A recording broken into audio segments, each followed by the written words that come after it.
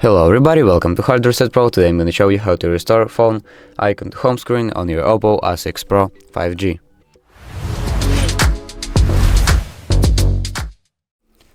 So basically, if you had your phone app icon right here and you deleted it by accident, don't worry, you haven't deleted it from your device completely, but just from your home screen.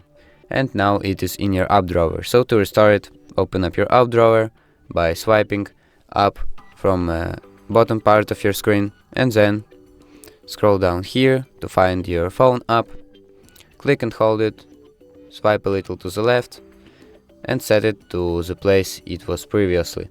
So basically that's it. That's how you restore a phone icon to home screen on your OPPO A6 Pro 5G. So thank you for watching and subscribe for more.